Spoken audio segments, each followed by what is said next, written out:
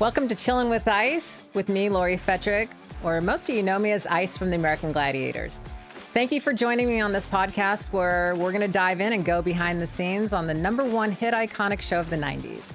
It's time to get up close and personal on what drove us to be gladiators, what challenges we faced, and how we overcame to reach all of our goals. I know in this first season, inquiring minds want to know, was there drama, fights, hookups? Are we all still friends?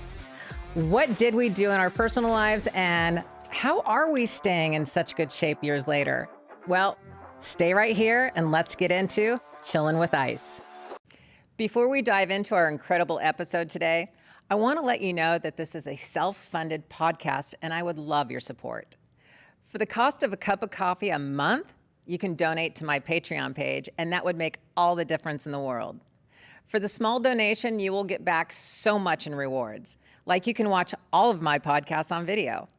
I will have exclusive content like behind the scenes footage, a private Facebook group where you can interact with me directly and other VIP fans, a monthly Q&A, direct shout outs and follows from me to you on your social media, and so much more.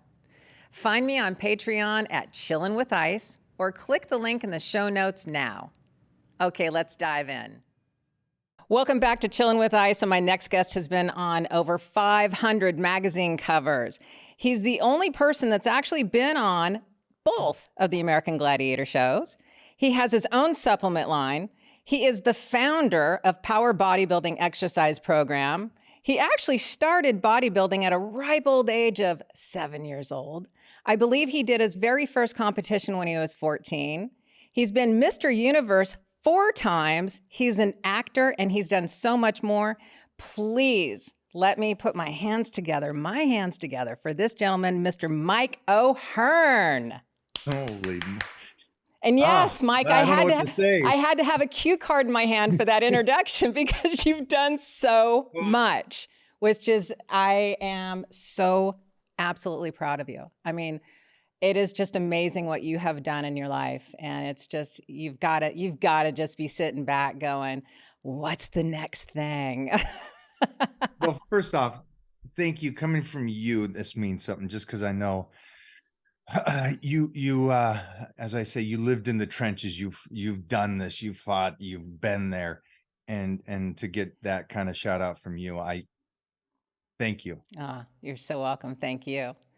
So, Mike, you have literally over 500 magazine covers. We're going to jump around today. We're going to have some fun with this. We're going to do gladiators. We're going to do bodybuilding. We're going to do everything that you're up to right now. And so, you know what? Let's just start with gladiators.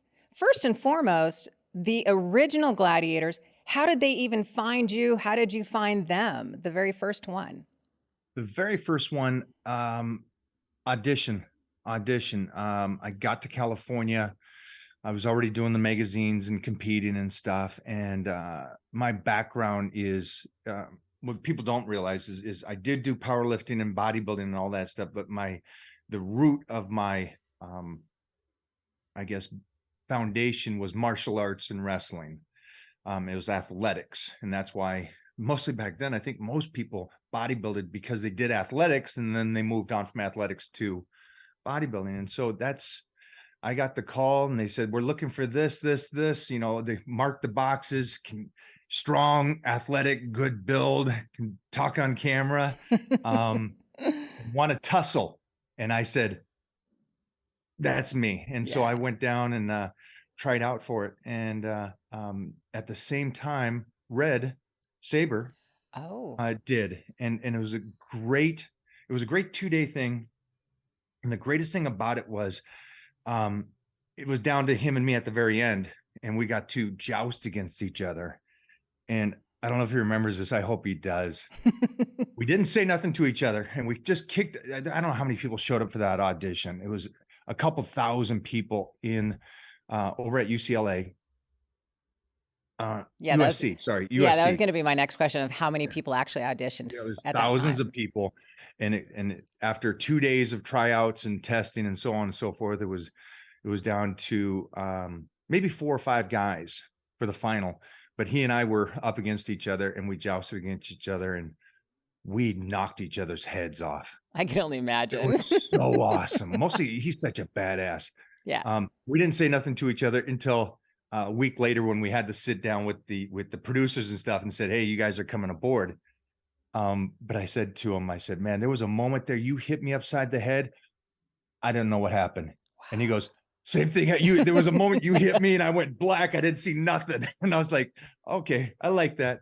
So you guys just sat there and pummeled each other, I can imagine. Yeah, we just kicked the sheesh out of each other and loved it.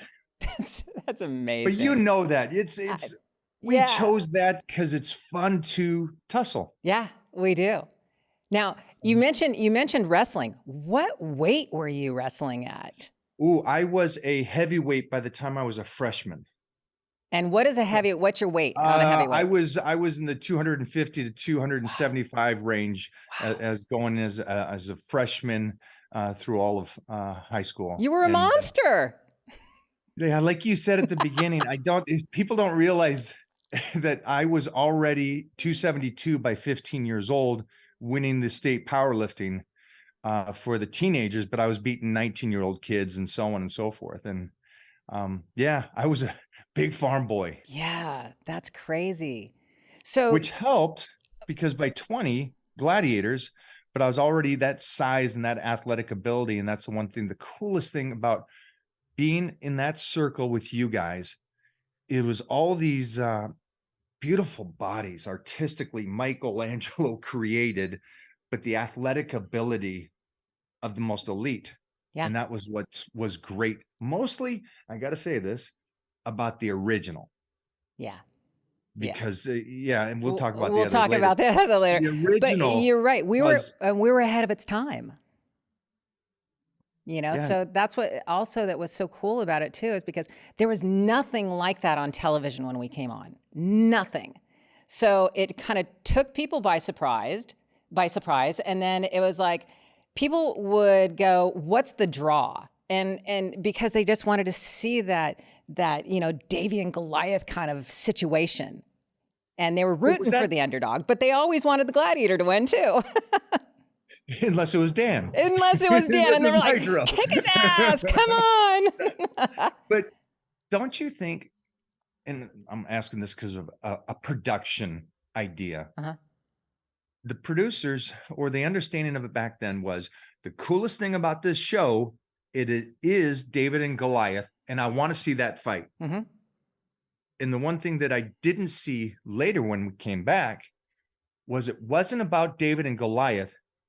It was about, Pete and his life and what's he doing and how's things going. Okay, and now you're going to go against this gladiator, and this gladiator's, it's like they wanted to see the tussle. They lost the original complete like soul of the show. I think they did, because they wanted to create, and I could see where they would get this, and they'd be like, okay, the original was awesome, we love that, but yet we can make it bigger, we can make it better. But they just didn't know when to stop making it bigger and better. You know what I mean? They could have added some really cool games in, but still kept that really just that soul, heart and soul of the show. You know, like you said, that tussle, that Davy and Goliath. Now, okay, so I see your point there. Yeah. But you think about the Gladiator days when they came into the arena, they didn't know, hey, what's his background? What's going on over here? They didn't care. Just, against this, pulling the lions, let's see what lives. Yeah.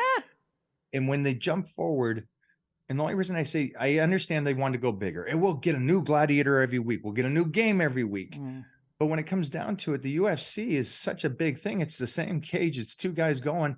You want to see one guy win and one guy lose. All the hoopla, I get. You think that's necessary, but it really isn't. It wasn't necessary at all. And I think that's where they kind of lost it.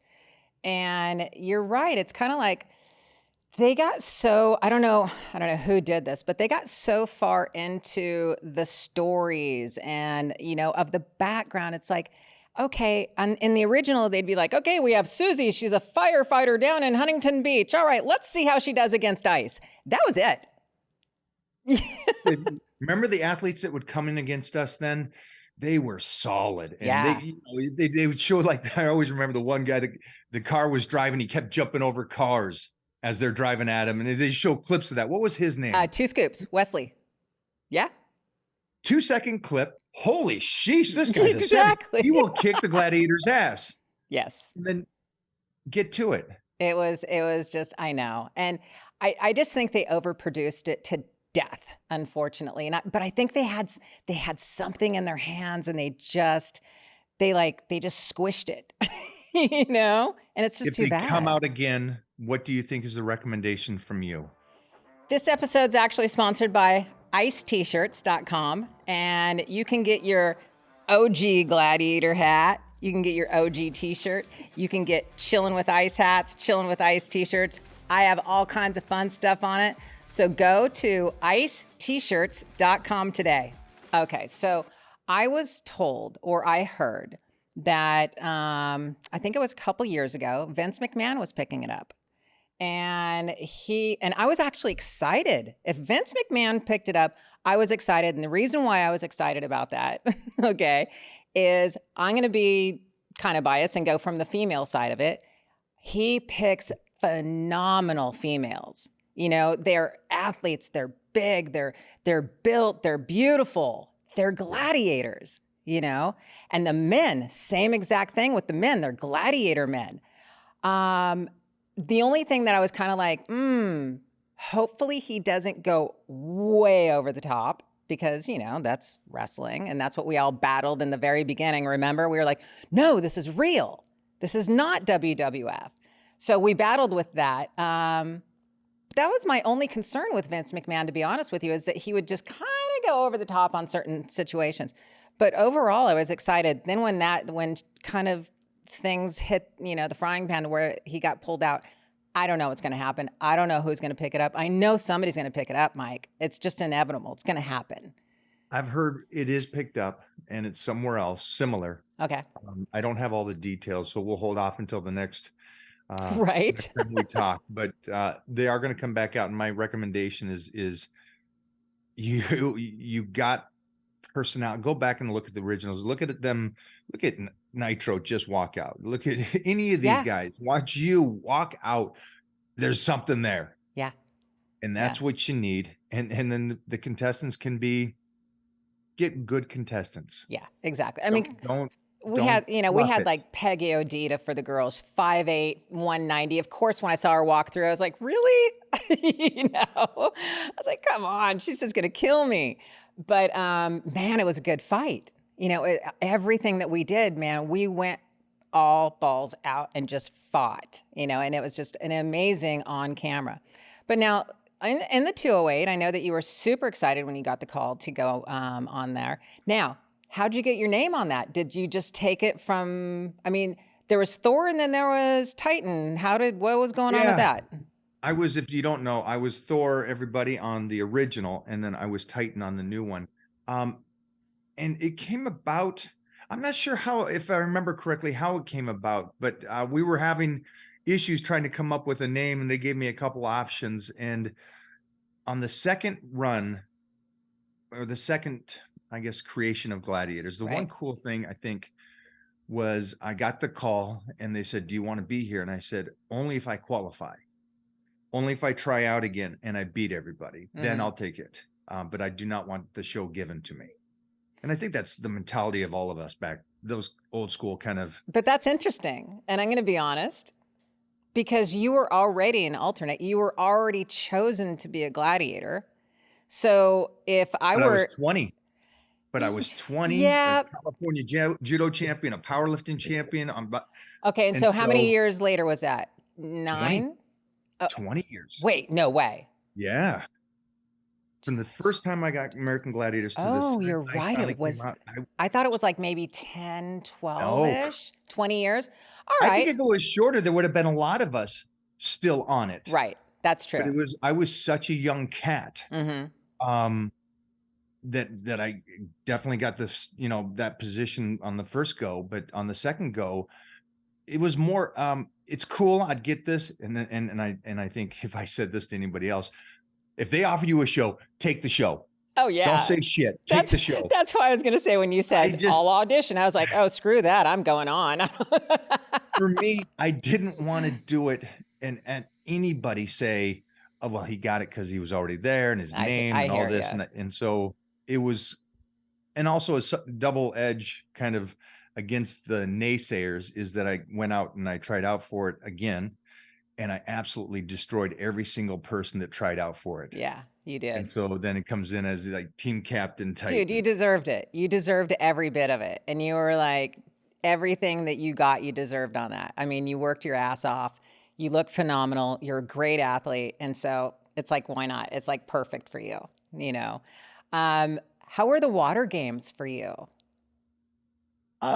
They were fine. You know, it's just a little cleanup afterwards and stuff, but you know, it's, you know, what I liked is it was embarrassing for the contestants because you topped their ass in the water. So it just made it a little better. And I think that was really smart relative to having pads 15, 20 feet below. I think the water was much smarter. Oh no, I thought the water was amazing. Yeah, it looked amazing. Almost like a little jab too, because you get to watch them get out of the water soaking wet. Hey, Cupcake, how you doing? How was that for you? I know, right? When you you were talking earlier and you said, okay, so they introduced like, you know, a new game all the time, and then they introduced new gladiators. I think that because we stirred the pot, you know, kind of stirred up the pot a little bit and kind of ruffled their feathers with the whole, hey, why aren't we getting points on things? Why aren't we doing this? And then they tried to convince us the show is the star. You're not the star. So I'm thinking when the reboot came around, they're like, okay, well, we're going to nip this in the bud right here and go, we'll just keep adding gladiators to where nobody's necessarily a star. That's the only thing I could possibly think of, but yet the cream rises to the top. It doesn't matter. You rose to the top. You are the star of the show. Everybody loved Gina. She was the female star of the show. And so they can't take that away from you guys no matter what, no matter how many gladiators they add. They can't take away the stars. And that's the only reason I can kind of think they did that maybe. I think that's a bullseye. And here's something I don't think the fans will ever hear about, or everybody that's watching this. There was a beautifulness of my learning by keeping my mouth shut and watching you guys, that starting lineup, by watching you and seeing how you portrayed or did your thing and how you conducted yourself on stage in the competition, but also behind the scenes. And so I got privilege of watching everything. Mm-hmm. And there was such I believe I got the TV show called Battle Dome after Gladiators because of the fact of what I learned by keeping my mouth shut and paying attention to what worked and what didn't work. Mm-hmm. The attitudes that flowed regardless of the attitude and what didn't work. Right. And so it was a great learning experience. And when I got to the new Gladiators, I tried to give that information. Mm-hmm. It was surprising on how reluctant. I can't even say the word. Reluctant. Yeah. Yeah. That everybody else there was to hear that. Really? Hey, this is, I learned from Dan. He told me about this. I learned this from this person. I learned this from this person. Mm-hmm. And it was interesting because one of the first things I said is, and if you get injured or you're icing or something, mm-hmm. keep your mouth shut, step away from the production. Absolutely. Don't tell nobody. Don't even tell the other gladiators. Absolutely. Keep your mouth shut and don't say nothing. And that was one of the first things. Mm-hmm. And I guess that's an old school mentality or an animal mentality where you don't show the weakness. Mm-hmm. Because these producers don't fully understand competition. Not at all. They understand ratings. They understand games and lights and all this and that, but they don't understand somebody icing their knees. Oh, they're icing their knees. Okay, get a replacement. Exactly. That one's hurt. And it's when I said that to the team at that time, it was funny that they were like, oh, all right. Really? Chill. Don't say nothing. And I was like, oh. Interesting. It was interesting, the change in 20 years from how people would watch a starter and learn compared to, I'm on the show, dog. Chill out. I'm golden. And Wow. so the reason I said that is the full circle of what you said is they were going to have some issues with people going, listen, it's not American Gladiators. It's this guy's show. It's that girl's show. And I made it. And so I think you're 100% right. I know that was a long-winded thing, but I just want you No, I hear you though. viewers to understand that there's a way to learn. And it's by watching people that are there before you and crushing it and take what works for them. And they'll tell you years later on what things didn't work. But And be open. you know, honestly, even the producers didn't want to hear. You know, they didn't want to hear any feedback from us at all. Your talent. Exactly. We're just talent, damn it. You're the meat. That's it. You're the meat. I know. And look at where we are now. It's just so kind of how things just, I don't even know how to explain that, but the show was amazing. It's just, they just overproduced it. Unfortunately, I remember being there the first time and watching Hulk Hogan and Layla Ali take an entire hour to do an intro. And I'm just like, Mike Adamle would have knocked that out like that, you know, just something so simple, but it is what it is. You know, Question, though? Yeah. I got a big question. All right. Because you were a pup too at that time. What was some of the things that you took away from that show that helped you in life? Ooh, deep question, Mike. Deep question. There's some stuff there though, right? Oh, there's a lot. That's literally an entire conversation of what I took away from that show and learned. And I mean, I was never in the industry. I was never in the entertainment industry before that show, by the way. So just being thrown in that industry with producers and directors and I mean, think about it. You know, they kind of got into my personal life. You know, no, you can't have your girlfriend here. We don't want that image. And it's like, whoa. Think about that time. That's what I'm Late saying. 80s, 90s. Yeah. That was still like, shh. Oh yeah, Don't hush, say nothing. hush. No. We want these people to only like you. If you come out with Yes. that. Yes. Yes. And I mean, look how far we've gone. We've gone too far. I know you and I have talked over like Instagram and stuff, different messages. It's like, where'd you get that? I got to repost that. But I mean, we've gone way too far in a way. That's my own personal opinion. But at the same time, it's like, yes, think of the time back then. I had managers, I had agents, I had producers, I had directors all telling me literally the same thing. Do not come out. You know, it will ruin your career. All right. Interesting. So, I mean, yeah, I've taken away so much from the learning process of that show, just being on it and going forward, and my identity and my ego and my, you know, what I think about life and what I pulled out of it and my spirit and what's breakable and what's not. I mean, I could just go down a list, you know, to be quite honest with you. But on that note, I would never do it. I would never, ever, what's the question? I would never take anything back. I didn't regret a thing. Oh, I would do it all over again today if I could. Believe it or not, my head today says I could still do it. No, my body, on the other hand. No, I'm with you. That's why I tried out again. That's what I said. Yeah, I think I could do it, but let me prove to these youngsters I can tear their heads off. Yeah, absolutely. So when the show, I mean, how many episodes was it? 13, 21. How many did you get out of the reboot? Let's see. I do not remember. I know. I think I know it was like a season. That season could have been 21. We got a good 2 seasons, and first season should have showed them they did the right thing because we were the #1 show coming back. Okay. And it's because everybody that was my age had kids. Yeah. And it's like, you get to watch a show I grew up with. And so, but then like they said, and they even talked about this when we did these new shows on Netflix and on ESPN, is that they came back so hyped and so quick that you didn't give the time, the whole world time to just, oh, I miss it. So what'd you think of the 2 documentaries? I loved that it came back out and they went into it. And if people there was one aspect that I absolutely love about it, and I hope society gets this. And it's something I actually got, is being a young kid, being in that position of going, I'm going to battle 6 guys a day. I could get hurt.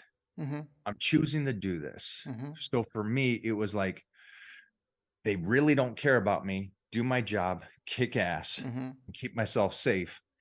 And it was tough. It was absolutely abusive, but I loved it. But that's life. In the end of the day, that's life. Life is tough. Well, People really don't care, and you got to go through it and keep your mouth shut for a lot of the stuff, and you just got to keep fighting. okay, so on that, this is where I said I'm going to jump around a little bit. It's like nowadays, it's like everybody's getting a participation trophy. No, no, no, no, no. I'm sorry, I don't agree with that. It's like you want them to compete. Competing is life. You know, we compete in every single thing we do today. We compete to get normal 9-to-5 jobs. We compete like literally on the freeway. No, I'm kidding. But you know, it's everything. I know how people say Everything you're competing it's not a with. competition. It is a Everything's competition. Everything Every is. single thing. Everything we do is a competition. So I don't think they're doing the kids any kind of justice whatsoever by giving them, oh, you did a great job, here's your participation trophy. No, there's first, second, and third.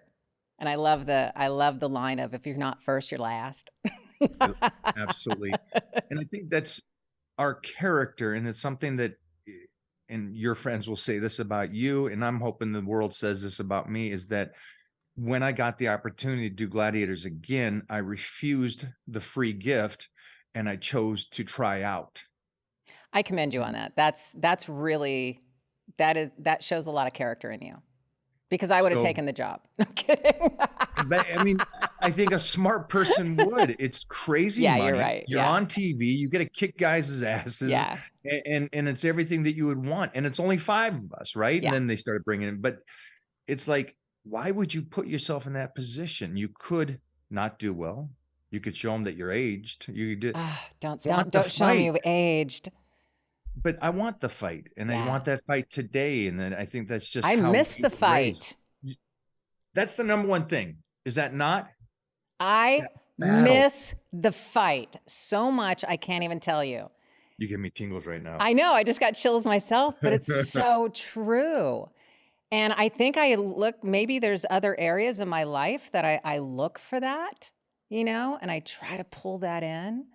But it's not the same. It's really not the same. And you know that. Yeah. You know?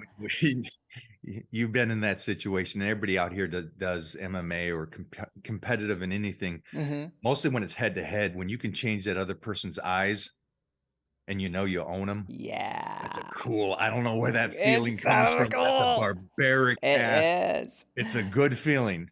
Okay. We're still in it. Dude, you have done, okay, so you've done Gladiators, you've done Battle Dome, you've done, okay, hold on. I'm going to name some things because I have a question here. Now remember all this. Modeling, acting, bodybuilding. What am I missing? Oh, you're businessman, mentor. Out of all of that, if you look back on one thing, what one thing would you go, that was my favorite? Being a dog owner. I was going to throw that in there, but I couldn't do that because I knew you would say that. Oh, yeah. Forget the dog owner for a minute. Yeah. Forget the dog owner. Go to who you are and what you've done in your life and everything that you accomplish. Because there's got to be a point to where you can go, oh my God, Battle Dome was a blast. Oh, Gladiators was fun too. But I love modeling, but bodybuilding gives me that real kind of satisfaction. Which one is it that you could put your finger on, even just for a slight moment? Let's find this out together, because of the fact that there's some things per age that really play a bigger part.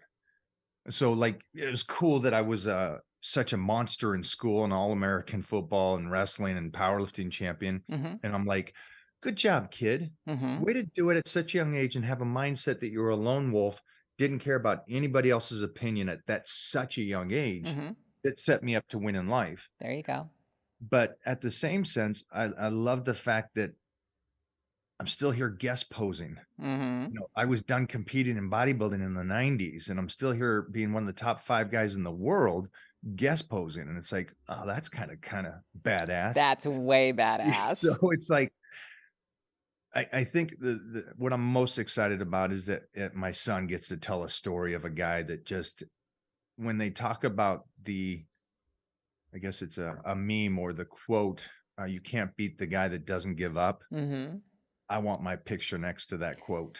Mike, where do you get that? Where's that belly fire, that literally unbreakable spirit? Where does that come from? Childhood, I think. It's still the separating myself early on from the norm and going, oh, okay, so I can't read or write, so I'm this odd cat. Mm-hmm. And going, I'm going to live in this lane over here and make sure I never get back in the main drag with the rest of the world. And I've never lost that. And I like, it's like we still go to the gym today as a controlled aggression as we did as gladiators going out into the ring. So it's just something that's bred into me, I believe. Was there ever a moment in your life that was like a pivotal moment to where your life could have taken a complete different turn? Yeah, I think so. I think it was like the first time I got my ass kicked. Yeah, I grew up in Washington and got my ass I was thinking I was a tough kid because I wrestled and powerlifted and did all this stuff and got my ass just whooped. And the walk home with everybody from the schools looking at me all muddy and stuff because it's Seattle and so it was raining. So my head Right. was getting shoved into the mud and stuff.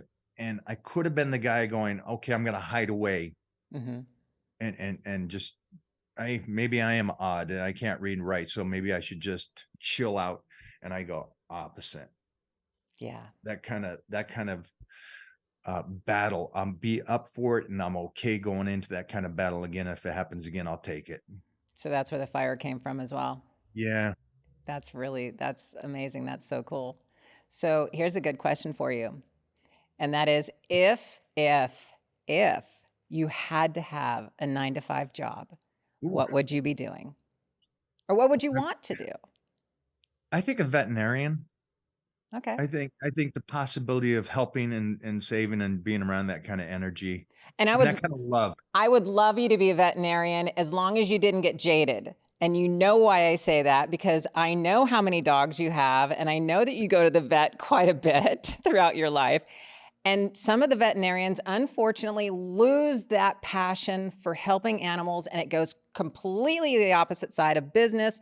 And by the way, I know you're in here just to get your dog's nails trimmed, but have you ever thought about getting an entire full blood panel and all these extra added things? Oh, And by the time you leave, it's a $1,500 bill when it should have been 50.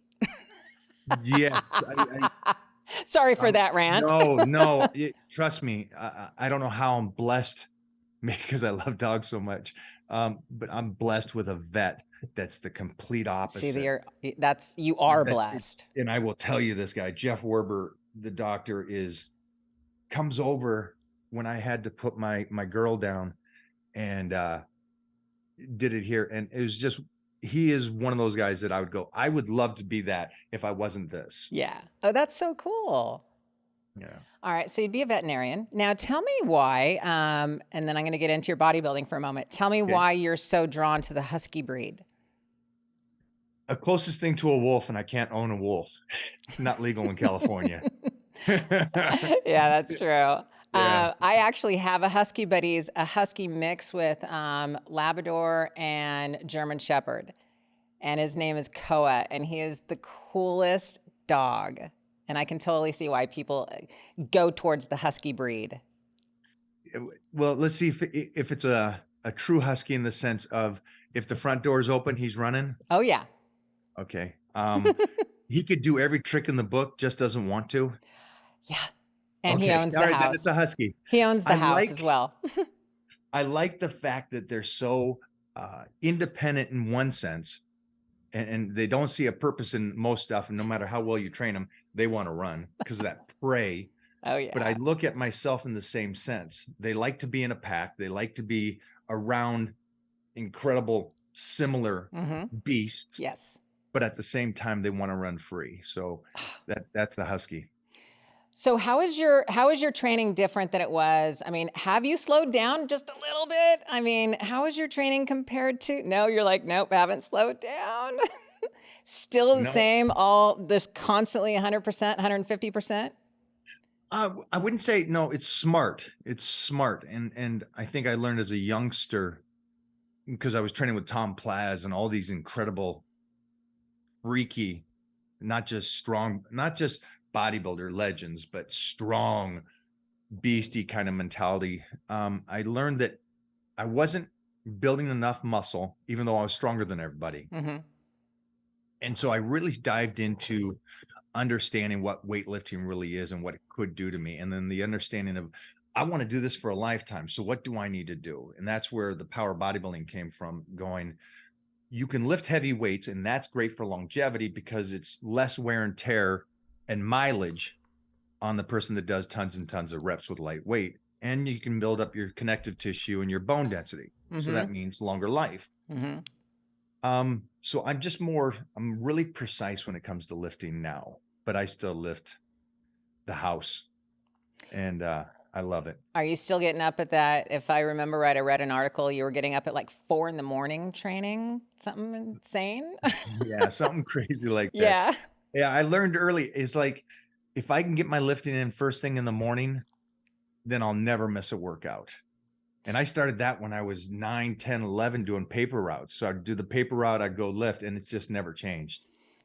You are so disciplined, and most people, as you know, more so than anybody else from training everybody, nobody really wants to work out unless they have a medical issue or they have a divorce or something along those lines. And all of a sudden they go, ugh, I got to train.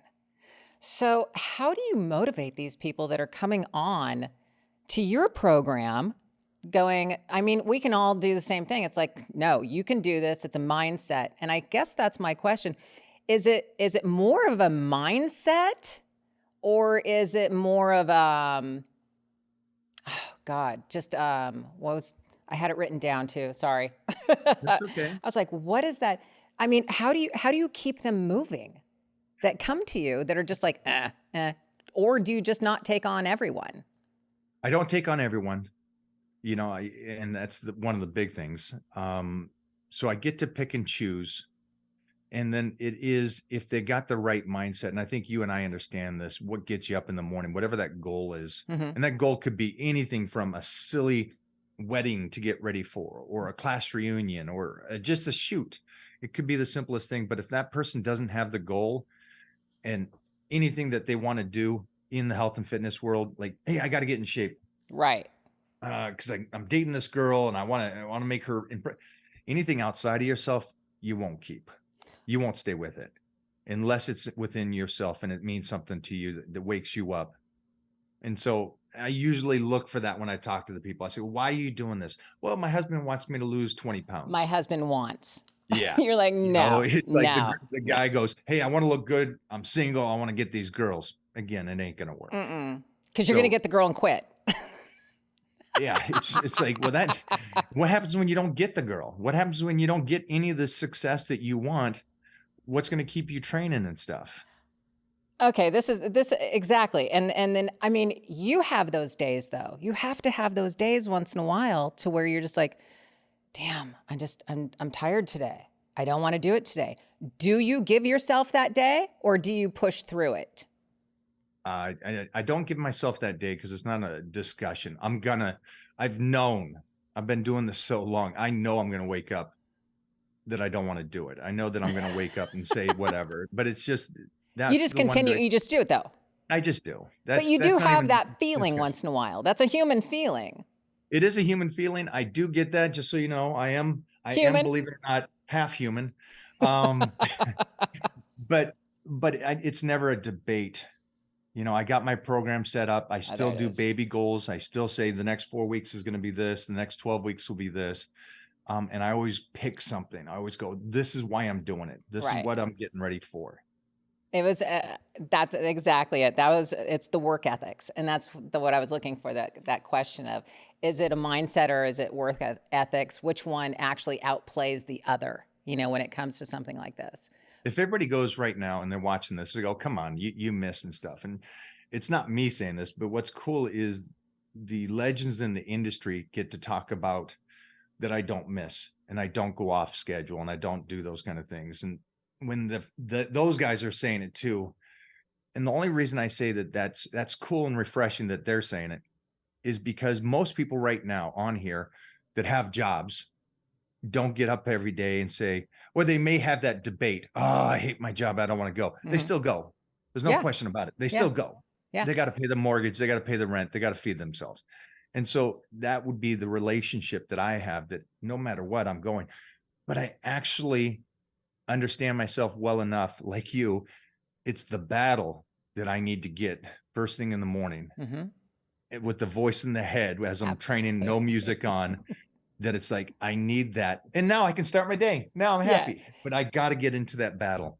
It's funny because what I do is I acknowledge the voice is there. I hear it, but I just operate on top of it.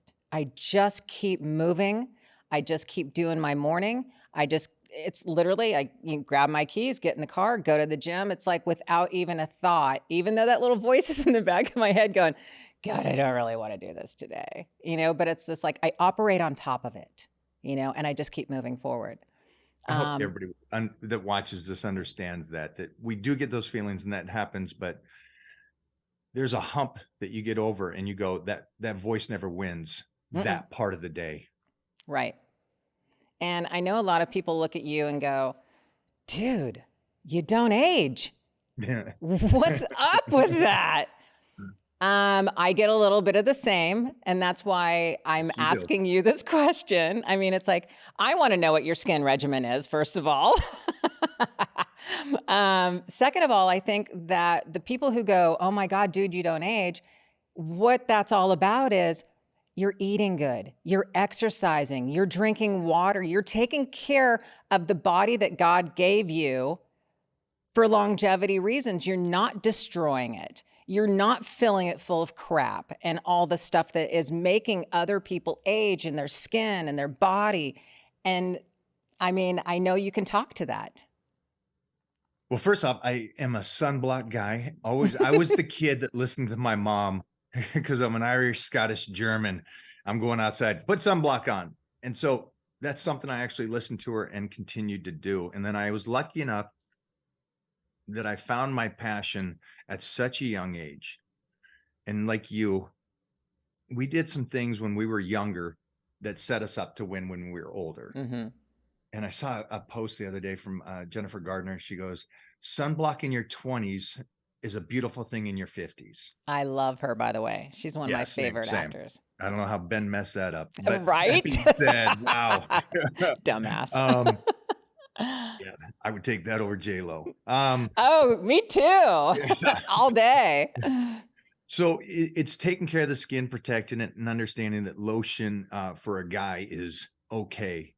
That's so wash the face, put lotion on, make sure that you got it, keep it hydrated. But you said it, the eating, the protection, the healthy living, the sleep, the recovery. Yeah. It slows down time. It does.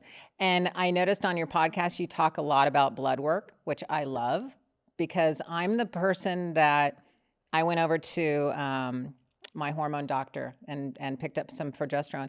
And she goes, what are you, the mayor of the valley? Because everybody knows you. I go, I'm referring everybody to, I go, if I can change one woman at a time and send them to you, I said, I will. I said, because blood work and hormones as you get older actually also slows down that aging process. And that's a lot of people don't understand that. Just the basic blood work. Yeah. Show. What are you working with? What's going on inside the body right now? Where's your cortisol levels? How stressed are you? So I think that's the smartest thing. And I think that's great that you're doing that. But I wish more people would just go, hey, go get the blood work done. Because you don't have to do anything, but at least know. And again, I learned young that, there's things in my family that my genetics have. And so how can I protect myself? Like I lost my dad way too young off of him being a bodybuilder, football player, tough guy, Mm-hmm. where it's like, no, doctors are for wimps and stuff. And we lost him a good 10, 15 years early. Sorry to hear That that. being said, it's like in these last 4 years, I'm like, wow, I got a son now, Mm-hmm. and I'm an old father. I would like to tussle with him in 15 years. You know what I mean? I'd like to be the first guy he tries to wrestle. And so I'm like, let's just take care of it. Let's see what's going on. Let's make sure that if there is something wrong, take care of it when you can. Right. Just like you said about health and fitness, most people don't. When the doctor says, hey, you got high blood pressure, you got cholesterol, you got to work out. Okay, now they'll go work out. Do it There'll be a point. beforehand. Yeah. Do all that Why not? before. Don't wait for the blood work to come out bad. Do it beforehand so the blood work never does come back bad. Why doesn't everybody just live that way? I don't know. They're lazy. I mean, let's be real. Mike, people are lazy. I'm sorry. It is true. And if everybody had the fire in their stomach like we have, well, would everybody be walking around looking like us as well? I would love that though. I know. But man, you got to put the work in. You have to put the work in, and it's a balance of life. Yeah. There was something I heard the other day and it was beautiful. And this is what I love about my circle. And from the start, every stage of my life, I put myself not knowing around the greatest. Mm-hmm. So as a young little 14, 15, 16, I'm around the greatest powerlifters in the world, where I just thought they were powerlifters, but it was the mindset and how great they were. I was like, I adapted this thought. Then I get to Gladiators and I'm around you guys, the best that turned out and tried, and you guys solid positions. And you keep putting that around you, you're gonna be pushing. And so the quote the other day was, you run 100-yard dash with a whole bunch of slow people and you win. What's that give you? But then you run 100-yard dash with everybody that's better than you and you take last. Your time is better, even though you took last. Mm-hmm. And that's my approach. If I can always be around, and that's why my training partner's like, this week I got the world champion here, young kid, but I train with that. And so it's always, I don't mind taking last as long as everybody else are savages. Mm-hmm. I don't want like to be that. around a whole bunch of lazy people and be the best of the lazy people. I love that, as a matter of fact. I've never heard that before. That's really cool. There's a couple young kids in my gym over at Gold's Gym in Hollywood, and they knew of my podcast, and I would, every once in a while talking with them because they're young, and I love to see them like really in the gym, just working their asses off. And they're like 16, 17 years old. And they came in, and they were like, who's going to be on your podcast next? And I told them, I said, I'm having Mike O'Hearn. They were like, oh, they were just like, oh my God. And it was like, so can you ask him this and that and this and that? I thought it was so cute because you are such an amazing role model to so many people, and especially these young kids coming up in the ranks that are bodybuilding and in the gym and grinding it hard. I guess, what advice would you give them? Eat right is the first thing, but keep that passion alive. Mm-hmm. And keep that excitement. Because like you said earlier, and again, full circle, when you're that age, anything's possible. Yeah. And so there's a bit of a fire there. There's going to be times that fire's gone and you feel like you dead ended and this is it. Try to keep that passion because we got the one life. And if you're not waking up motivated because you got one freaking life, then you're not taking life serious.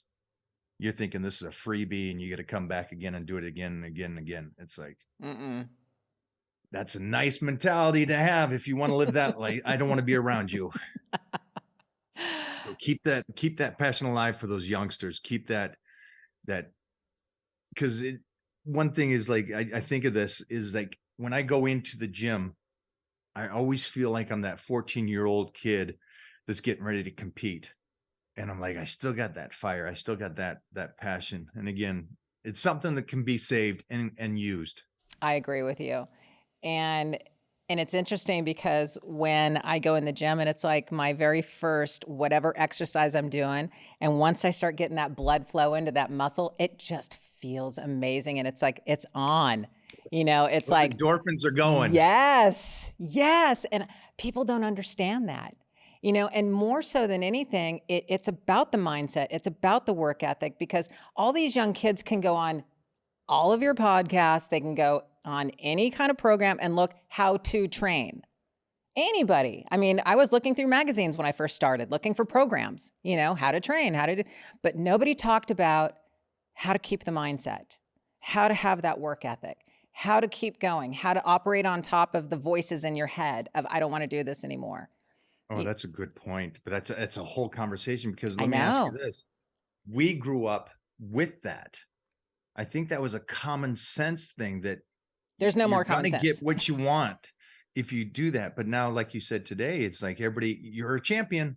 If you just go to the gym, you're a champion. No, not if you just go to the gym. Are you staying on the nutrition? Are you doing everything else? Are you letting that sip into other things in your life where you're still a good person and you're trying to live by some kind of morals and stuff? Right. So yeah, that's What a good point. What is something that okay, so you've done so many interviews and so many podcasts, but I'm going to ask this question anyway, because my girlfriend she goes, ask him this. So I'm going to ask it. What is it about you that maybe somebody doesn't know? Are you a homebody? Do you love to travel? Do you have a secret guilty pleasure? Oh, wow. Yeah. Here's the exciting stuff. You ready? Exactly. Come on, Mike. I am a homebody. But I think I'm also a traveler, in the sense, because I am home in enough to where the trips every weekend or every other weekend, it's fun for me to get out and travel to somewhere. Like, we're off to Montana tomorrow for an appearance. Last week we were in New Mexico. So I think it's a combination of both. I like being home when I'm home, and it builds me up enough to go out and meet the titans around the world, which is the coolest thing in the world. Yeah. And it's not, if anybody's watching, money is great because it gives you time. Being famous is cool because it gives you kind of fun things, but it's not going to satisfy the soul, to where when you live doing something you absolutely love, and just by loving what you do and the consistency of doing it and sharing that with the world changes another person, that's amazing. But not me screaming and yelling, going, hey, you got to go train. Just me doing my thing is the coolest thing when I meet these people. and it's even cooler when they see the real you. Yes. Not the kids that come up and go, oh, you're so strong and this and that. When they come up and go, here's my dog, I got a husky too, or something. It's It's so like, cute. wow, to make that kind of connection. Yeah. And to have that with people that travel from other states to meet you on a trip, it's amazing. That's the cool stuff. Do you take your dog with you when you travel?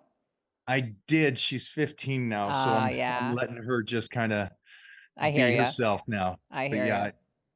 I was like that first guy that took her on stage with me and guest posed, and it was the coolest thing in the world. That is so awesome. So what would you tell your 16-year-old self today?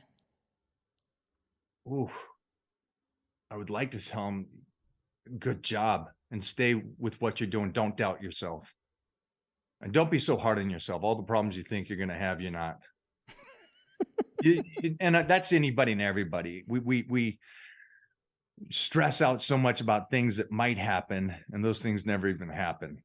That's so true. We worry about things in our life that aren't even here yet. And that right there takes your cortisol levels spiking.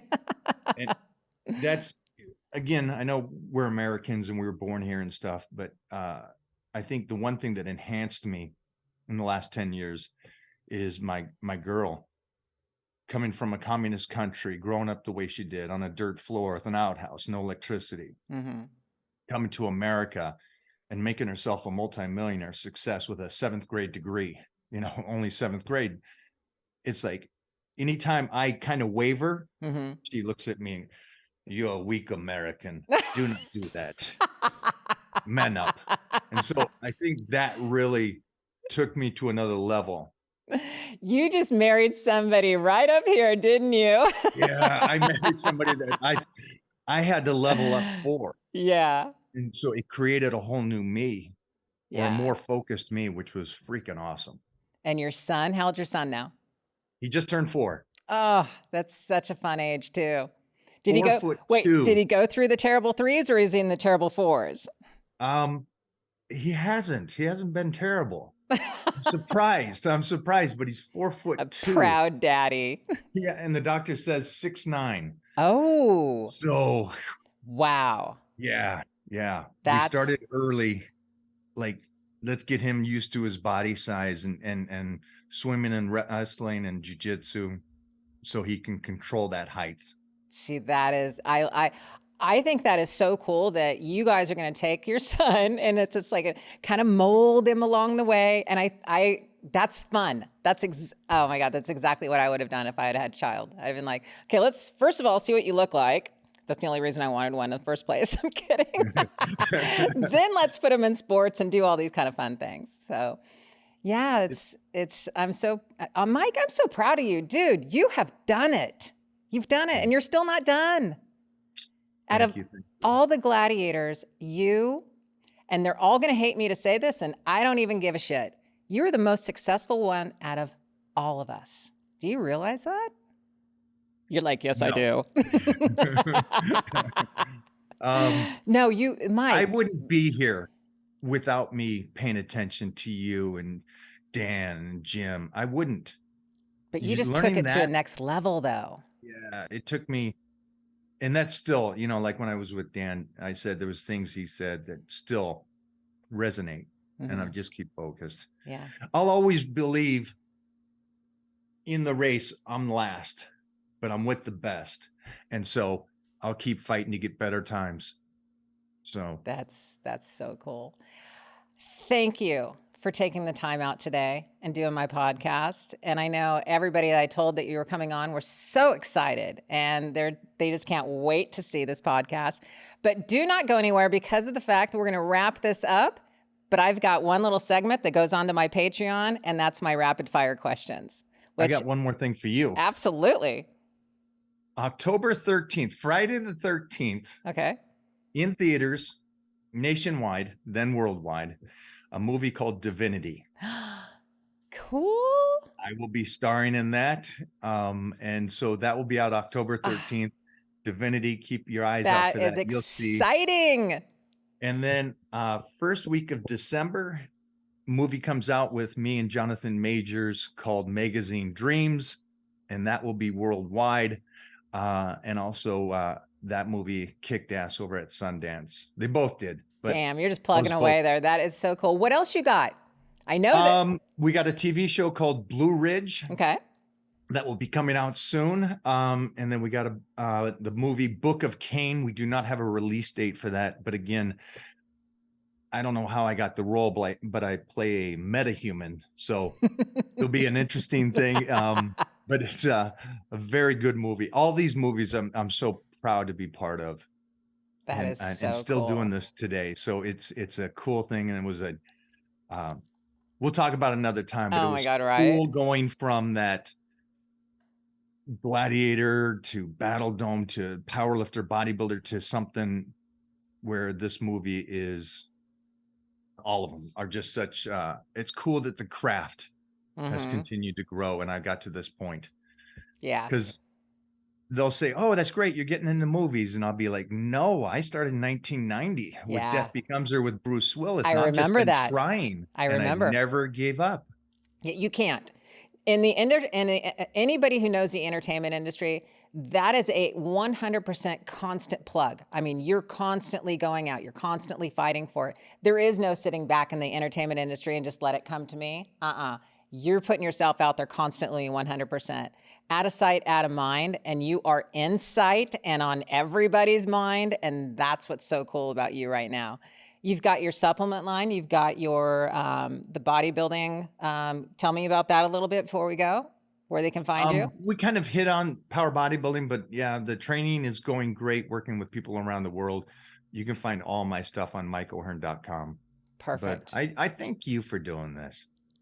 You're welcome. The respect I have for that starting crew when I came aboard on Gladiators, and what you guys taught me as a kid, and you guys were kids. It wasn't like, you know, I know, but learning to shut my mouth and listen and see the battles and that understanding today still helps. And we're still friends today, which is such a cool thing. it is. We've in this made world that, yeah.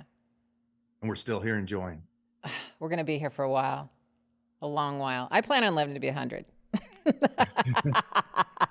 As long as I'm squatting, I'm good with that. Exactly. Mike, thank you so very much. It was such a pleasure. And I can't thank you enough for doing this. We'll do it again when the movies come out. Please. I'm so excited. In studio next time. I want to come over to that studio sitting over there. I saw Dan came over and I was like, oh, I got to be on his podcast now. That's it. That must happen. And you got to meet the pups and the little one. I can't wait. I can't wait. My girl. Oh my God, your wife looks amazing. I know. Well, look at Miss you. Universe. There you go. Exactly. It's so cool. Mike O'Hearn, thank you. And we're going to say peace out for now. And thank you so much again. Thanks for being on Chillin' with Ice. Love.